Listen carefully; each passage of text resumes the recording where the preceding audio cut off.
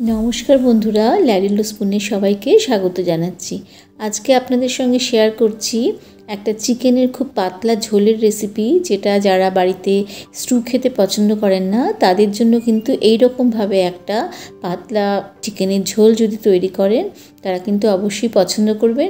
স্টুয়ের মতন সবজিও ব্যবহার করতে পারবেন এবং সেটা কিন্তু খেতেও খুব স্বাদ হয় এবং চিকেনের কোনো রকম গন্ধও লাগে না, কিছু না। খুবই সুস্বাদু একটা পাতলা চিকেনের ঝোলের রেসিপি আপনাদের সঙ্গে আজকে শেয়ার করছি। এর জন্য আমি কিছুটা গরম মশলা, দারচিনি, এলাচ, তেজপাতা ও গোলমরিচ দিয়ে সর্ষের তেল নিয়েছি, আমি ব্যবহার করছি। নিয়ে ভেজে নিয়ে তার মধ্যে আমি ধুয়ে রাখা চিকেনটা দিয়ে দিচ্ছি।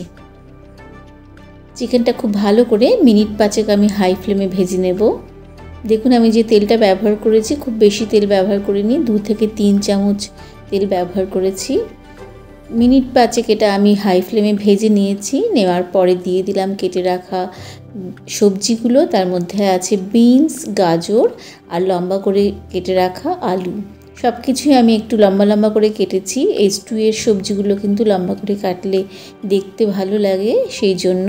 দিয়ে দিলাম আন্দাজ মতো নুন, দিয়ে দিচ্ছি আন্দাজ মতন হলুদ, দিয়ে খুব ভালো করে মিশিয়ে দেব। দিয়ে আমি কিন্তু এটা আরও কিছুক্ষণ 2-3 মিনিট সবজিটা দেওয়ার পরেও ভেজে নিচ্ছি। ভালো করে ভেজে নিতে হবে। এতক্ষণ কিন্তু আমি রান্নাটা পুরোটাই হাই ফ্লেমে করছি। এবার দিয়ে দিচ্ছি আদা, রসুন আর লঙ্কা একসাথে বেটে নিয়েছিলাম, সেটা দিয়ে দিচ্ছি। দিয়ে আরও মিনিট 2 এটাও আমি কষিয়ে নিচ্ছি।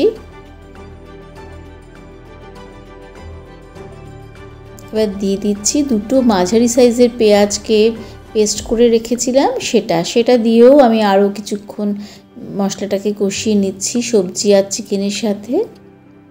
এতে কি হবে, ঝোলের মধ্যে একটা থিকনেস আসবে, একটা পাতলা ঝোল হবে, কিন্তু ঝোলটা খেতে খুব স্বাদ হবে। এবার দিয়ে দিলাম 1/4 চামচ কাশ্মীরি রেড চিলি পাউডার। এতে দেখতে ঝোলটা খুবই সুন্দর হয়ে যাবে।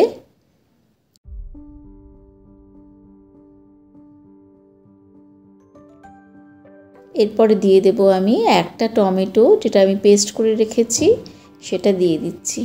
দিয়ে আরও মিনিট 2 আমি খুব ভালো করে চিকেনটাকে কষিয়ে নেব। মশলা এবং সবজির যে কাঁচা ভাবটা সেটা যেন চলে যায়, সেই রকম আমি একটু কষিয়ে নিচ্ছি।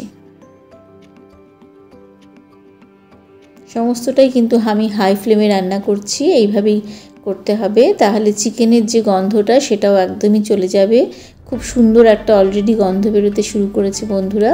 দেখুন, এইরকম অবধি এটাকে কষিয়ে নিয়েছি।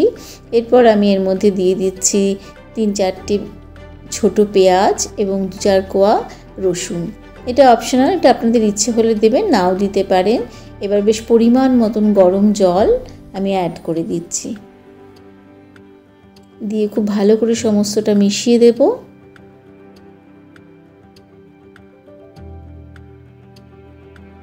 এবার যেই ফুটতে শুরু করবে তখন আমি কুকারটা বন্ধ করে দিয়ে ফ্লেমটাকে লো করে রেখে সেটাতে আমি 2 সিটি অবধি রান্না করব।